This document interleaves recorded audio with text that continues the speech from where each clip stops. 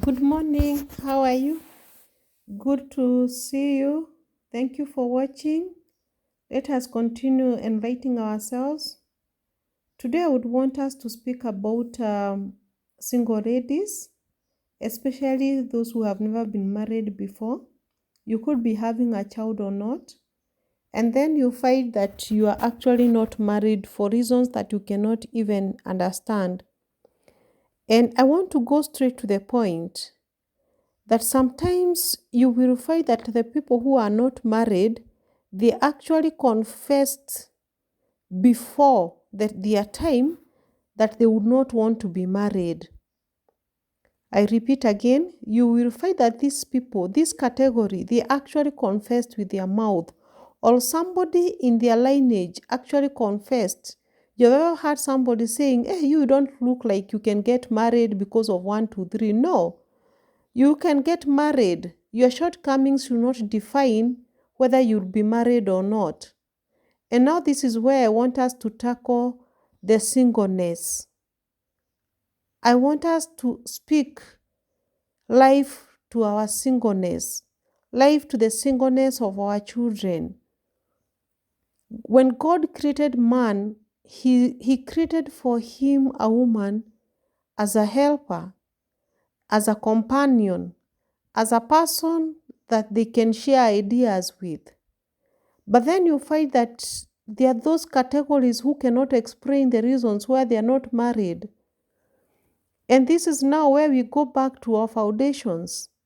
This is where we go back and ask ourselves, did I at one point declare with my own mouth that I will not be married? Or if I be married, just a little bit of trigger from my husband, I will divorce that person.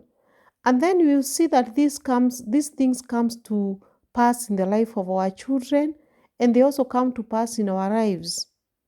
I'm not saying this is the only reason that could be making somebody single, but I'm saying, could it be? I want us to evaluate ourselves backwards. Evaluate yourself where you came from. Did you hate marriage because of what you saw? Maybe the environment was not so conducive for you to admire anything to do with marriage. Maybe you used to see ladies being battered every now and then. You'd see physical abuse. You'd see abuse through the words. You'd see neglect of children under the marriage, and you came to not trust God enough that you really needed to be having a better person than that. And instead of you praying for life to be different for you, you actually said with your own words that you would not want to get married. And this is where I would advise, first of all, I would like to advise the young girls, if you're in high school, if you have not reached that age of marriage, kindly do not speak anything against your life, because there is power in the tongue. There is power with the words that we speak.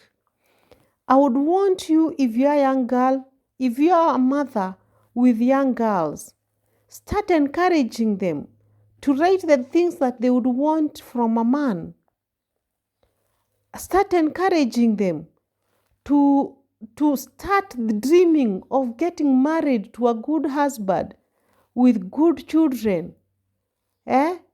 Start encouraging them to pray about it. Remember, a rain that rains where there is no seed that is planted has no value. So even as years approach, because these are stages that we cannot pass in life, let us encourage them to plant a seed. I keep on saying that prophecy is not about what we are being told today. Prophecy is about what you prophesy in form of prayer in your life. That 10 years from today, I would want to be a doctor. 10 years from today, I would want to get married. To who do I want to get married? What type of a man do I want to get married to? Or do I want not to get married? So you start speaking these things. Start seeing yourself in the wedding gown, young as you are. Encourage your children that marriage is not all that bad. There are people who are very happy in their marriages. And there are many of them. Do you want to get married to a Christian man? Do you want to get married to somebody who drinks? And I believe that we want to get married to people who will make our home peaceful. Now let me go to the other category, number 2. Those who spoke negative words about marriages. Those who spoke negative words that they will never get married, and now they are struggling to get a partner. You date a person, when it reaches almost the time for you to get married, the person just disappears or keep quiet on you for no apparent reason. And now this is where I want us to undo the words that we spoke against ourselves. You can undo them.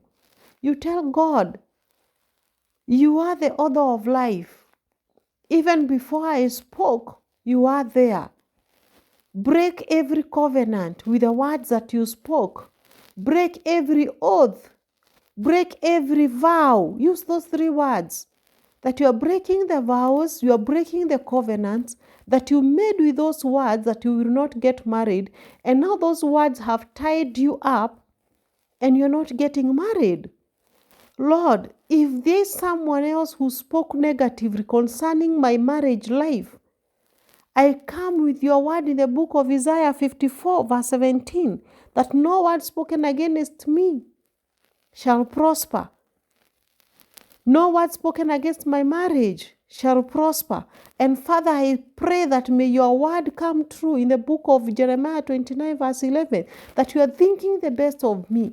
That even if other people have thought the worst of me, that I cannot get married because of 1 or 2 character, Lord, I thank you because I know it is possible. I know that you are thinking the best of me.